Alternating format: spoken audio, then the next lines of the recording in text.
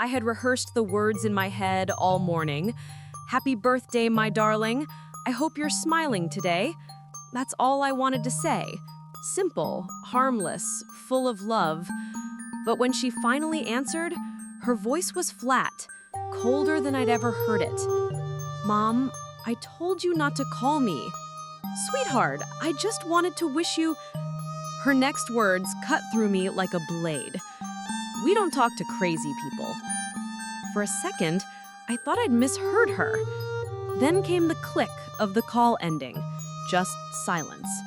The kind that rings in your ears long after the phone goes dead.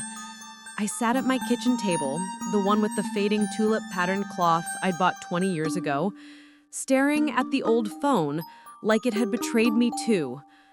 Crazy. My daughter, my own child, had called me crazy. How do you even process that? I had raised her through nights of fever and mornings of doubt. I'd skipped meals so she could have music lessons, lied to creditors to keep her college dream alive, and now I was crazy. I didn't cry, not at first.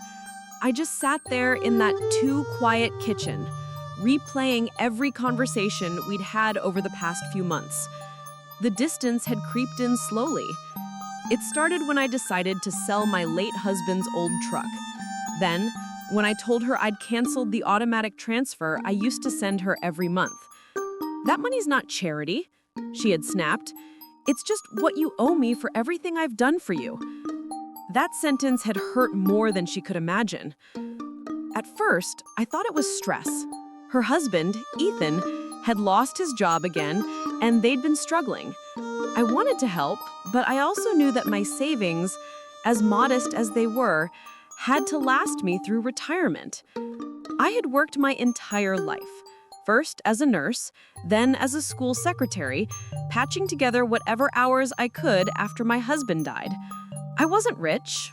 I wasn't stingy either. I was simply tired. The first real argument had happened 3 months ago. She and Ethan showed up unannounced, demanding I sign a few simple papers so they could manage my accounts more efficiently. They said firmly, "Mom, you're being paranoid," she had hissed. "You've been acting strange for months. You don't even trust your own family anymore." It was the first time she had used that tone, the mix of pity and superiority that makes you feel small and unstable. That night, after they left, I checked all my locks twice. Not because I was afraid, but because I felt something shifting. It was the beginning of a war I hadn't declared. I tried to fix things the next week, baking her favorite lemon pie, driving to her house with a smile I didn't feel. But she didn't open the door. Ethan did. He stood there with that false politeness I'd come to hate. "She's not home, Mrs. Donovan," he said, voice dripping with condescension. "And she really needs some space from all this drama." Drama. That's what they called it. My confusion, my heartbreak, my desperate attempts to hold on to a relationship I thought could never break. I drove home slowly, tears blurring the streetlights. The radio played a love song I couldn't bear to listen to. A few days later, the first letter arrived. It was from a law firm, cold, printed, unsigned. Notice of petition for guardianship. I had to read it 3 times to understand. My daughter was trying to declare me legally incompetent. I called her immediately, my hands shaking. When she answered, she sounded tired, as if this had all been decided weeks ago. "Mom, please don't make this harder than it is. We're doing this for your own good." "For my own good?" I repeated. "You want control over my life, my money, my house, and you call that love?" She sighed. "You've been acting erratic. You fired your gardener, you installed cameras, you talk about people watching you. It's not normal." "I installed cameras because someone was entering my shed at night. Do you even hear yourself?" "It's okay, Mom. The court will handle it now." The line went dead again. That night, I sat alone in the living room, the flicker of the lamp casting long shadows on the walls. The same house where I'd once read her bedtime stories now felt like an interrogation room. I called my neighbor, Mrs. Feldman, a kind woman in her 60s, who'd always brought me soup when I was sick. She came over immediately, hugging me tightly. "This isn't right," she said, after I told her everything. "You're as sharp as ever. We'll fight this." Her confidence steadied me. For the first time in weeks, I felt seen, not as a burden, not as an old woman losing her mind, but as a person whose voice still mattered. The next morning, I made an appointment with a lawyer, Mr. Callahan. When I told him what was happening, he sighed. "Mrs. Donovan, I've seen this before. Adult children trying to gain guardianship for financial control. It's ugly, but not uncommon. So what do I do?" "You gather proof, medical records, cognitive tests, witnesses. We'll show the court you're perfectly capable." I left his office feeling both terrified and resolute. If my own daughter saw me as a threat to her comfort, then maybe it was time I stopped being afraid of disappointing her. That night, I made tea, sat by the window, and whispered to myself, "If they want a fight, they'll get one. But I'll fight with truth, not bitterness." Outside, the streetlight flickered, just like my hope. But hope, however dim, was still light. The next weeks passed like slow-motion nightmare. Letters, forms, phone calls from people who spoke to me as if I were already guilty of something. The petition arrived formally, my daughter Melissa Donovan claiming I was mentally unfit to manage my affairs. She had even listed examples of my supposed decline. Erratic decisions regarding finances, paranoid installation of cameras, social isolation and distrust toward family. Each line felt like a betrayal printed in black ink. They had taken every small act of independence and twisted it into evidence of insanity. Mr. Callahan, my lawyer, told me to stay calm. "We'll respond through evidence, not emotion," he said. "You have a clean medical record, strong memory, clear reasoning. That's our weapon." But calm was a luxury I couldn't afford. I barely slept. Every creak of the house sounded like an accusation. Every knock on the door made my chest tighten. Mrs. Feldman stayed close. She began visiting every day, bringing muffins and steady reassurance. "Don't let them rewrite your story," she said. "You know who you are." One afternoon, she drove me to my appointment with Dr. Harris, the psychologist Mr. Callahan had recommended. Dr. Harris was a warm, silver-haired woman with sharp eyes, the kind that miss nothing. She greeted me gently. "Mrs. Donovan, I know this situation is painful. My job is simple, to show the truth." The evaluation lasted 2 hours. She asked about my past, my routines, my finances. She tested my memory, dates, numbers, stories. I answered each one clearly, calmly. I wanted her to see the real me, not the crazy woman my daughter had painted. At the end, she smiled. "Mrs. Donovan, you are fully competent, sharp, insightful, emotionally aware. I'll prepare a full report." Those words felt like oxygen. When I left her office, I sat in the car and cried, not from fear this time, but from relief.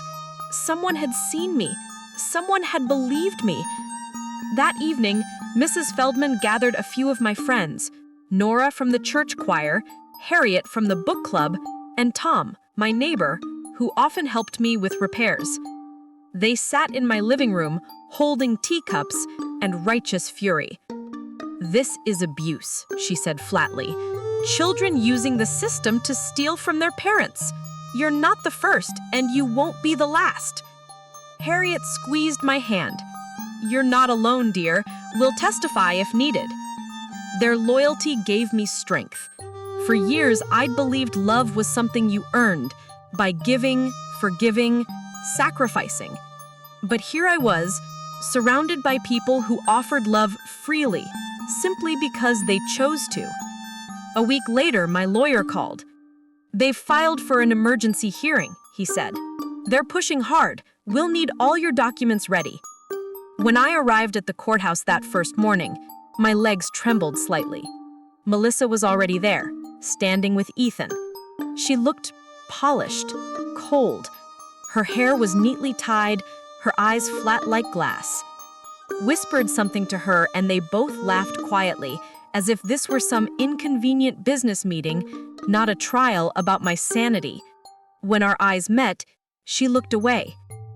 The hearing began with her lawyer, a tall, elegant man who spoke as though every word were a favor. He painted me as an elderly woman losing touch with reality. "Mrs. Donovan has become increasingly paranoid," he said.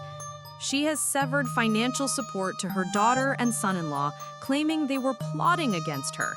She has installed surveillance equipment throughout her property and accused neighbors of spying. These are not the actions of a rational mind." Every sentence twisted truth into poison. When my turn came, Mr. Callahan stood calmly. "Your Honor," he began, "what we see here is not paranoia, it is protection. Mrs. Donovan discovered unauthorized access to her property and financial pressure from her relatives. Every step she took was logical, documented, and justified." He presented the evidence. My clean medical records, the receipts, the camera footage from when someone had indeed entered my shed one night. Then he handed over Dr. Harris's evaluation. Her written words echoed through the courtroom. "Mrs. Donovan displays exceptional cognitive stability, clarity of reasoning, and emotional maturity. No indication of mental decline or delusional thinking." For the first time, Melissa looked nervous. She shifted in her seat, glancing toward Ethan. Then came the witnesses. Mrs. Feldman spoke with trembling conviction. "I see her every day," she told the judge. "She cooks, reads, remembers everything. She's more alert than I am most days. The only people making her life difficult are her daughter and that man beside her." A ripple of laughter broke the tension for a moment, even from the judge. When it was Melissa's turn to testify, she did what manipulators do best: perform. Her voice cracked at perfect intervals. "Your Honor," she said tearfully, "this is breaking my heart. My mother raised me alone. I love her, but she's not the same. She's angry all the time, suspicious. She told me she hears noises at night, that people are after her. We're only trying to protect her." Her tears looked real, but I knew better. I had seen those same tears when she wanted money, forgiveness, or both. Mr. Callahan began his cross-examination. "Mrs. Donovan, when was the last time you visited your mother without asking for financial assistance?" She hesitated. "I don't remember." "And how much financial support did your mother provide over the last 3 years?" "I don't have the numbers." "Would you agree it was over $40,000? Maybe. And you also asked her to sign documents transferring ownership of her house to you, correct?" Her face flushed. "That was for her protection." "Protection or profit, Miss Donovan?" he asked quietly. The courtroom fell silent. Melissa glanced toward Ethan, whose jaw was tight. For the first time, she looked unsure of herself. When the hearing adjourned that day, I walked out of the courtroom lighter. It wasn't over yet, but something had shifted. They no longer looked invincible. That night, back home, I sat with Mrs. Feldman on the porch. The air smelled like rain and lilacs. "Do you think they'll stop?" I asked softly. She shook her head. "People like that don't stop when they lose money. They stop when they lose power. You're taking that back now." I looked out into the night, where the faint hum of the streetlights echoed like distant memories. My heart hurt, but beneath the ache was something new. Steel. I wasn't fighting for money. I was fighting for the right to be myself. And for the first time in my life, I realized that love without respect isn't love at all. The final hearing was scheduled 2 weeks later.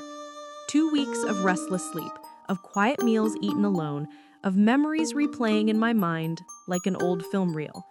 How had we reached this point? A mother and daughter facing each other in a courtroom, one fighting for control, the other fighting for dignity.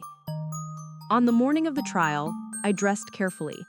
A simple navy blue suit, pearl earrings, and my late husband's watch. Not as armor, but as remembrance. I wanted to walk into that courtroom not as a victim, but as a woman who had lived, loved, and learned. When I entered, Melissa and Ethan were already there. He avoided my eyes. She didn't. Her stare was cold, rehearsed, as if she were facing a stranger, not her own mother. Judge Warren, a calm man with kind eyes, took his seat. "We are here to determine whether Mrs. Donovan is capable of managing her personal and financial affairs," he began. I clasped my hands in my lap and silently prayed for courage.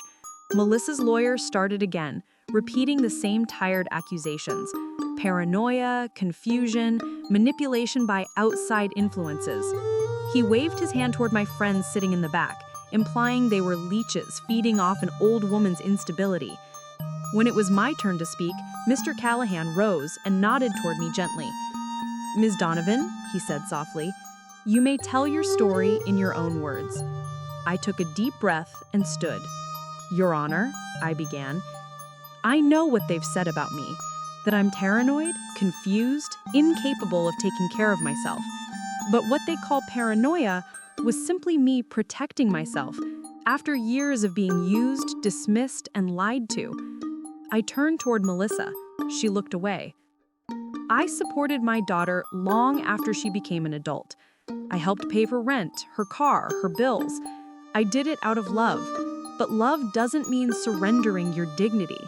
When I finally said no, I stopped being her mother and became her enemy."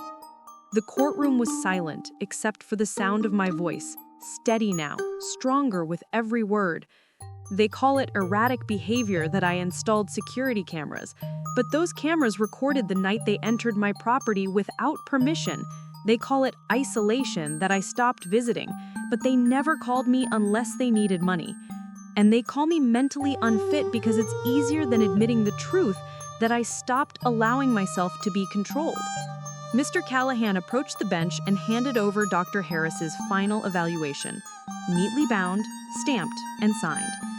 "Your Honor," he said, "this is a certified report stating my client's cognitive function is above average, her memory intact, her judgment sound." Then he called our final witness, Tom, my neighbor. He adjusted his glasses and spoke plainly. "I've lived next door to Mrs. Donovan for 15 years. She remembers every detail, the weather, birthdays, even my dog's medicine schedule. The only crazy thing about her," he smiled gently, "is how many pies she bakes in 1 week." Even the judge laughed.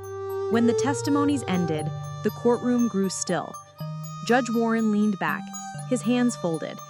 He was quiet for a long moment before speaking. "I have reviewed the reports, the testimonies, and the evidence presented by both sides. It is clear that Mrs. Donovan is fully capable of managing her life and finances." My heart stopped. He continued, his voice steady and compassionate. "What I see here is not incompetence, but independence. And independence often makes others uncomfortable. The court hereby denies the petition for guardianship in full." For a heartbeat, I couldn't move. Then the words sunk in. I had won. Melissa's face drained of color. Ethan whispered something to her, but she didn't answer. Her stare was cold, rehearsed, as if she were facing a stranger, not her own mother. Outside the courthouse, the sunlight felt different, warmer, freer, almost forgiving. Mrs. Feldman hugged me so tight I thought my ribs might crack. She said, "You did it! You got your life back!" That night, we gathered at my house, the same living room where I had once cried alone. Now it was filled with laughter, music, the clinking of glasses. Nora brought a bottle of wine, Harriet baked her famous lemon tart, Tom showed up with a ridiculous bouquet of plastic flowers because they'll never die on you. he said, grinning. We toasted, not to revenge, not even to victory, but to freedom. To the quiet kind of freedom that comes when you stop begging to be loved by the wrong people. Later, when everyone left, I sat by the window. Outside, the city lights blinked softly, as if the world itself was winking at me. I thought about Melissa. Maybe one day she would understand what she'd done. Maybe not. Either way, her choices were no longer my burden to carry. For the first time in years, I slept peacefully, not because everything was perfect, but because I was finally safe inside my own life. 3 months later, I sold the old house. It was too full of memories, good and bad, and I wanted a fresh start. I bought a cozy apartment near the park, started volunteering at a local literacy center, and took an art class with Mrs. Feldman. I even began writing small stories about women like me, women who had been called crazy for choosing themselves. And you know what I discovered? That healing doesn't always roar. Sometimes it whispers, "You did the right thing." Some evenings, I sit on my balcony with a cup of tea, watching the sunset turn the sky gold and rose. And every time I feel that old ache, I remind myself of one simple truth. True love never demands you shrink to fit someone else's comfort. My name is Margaret Donovan. I am 71 years old, and I have finally learned that protecting my peace is not selfish, it's sacred. If you liked my story, please share your thoughts in the comments.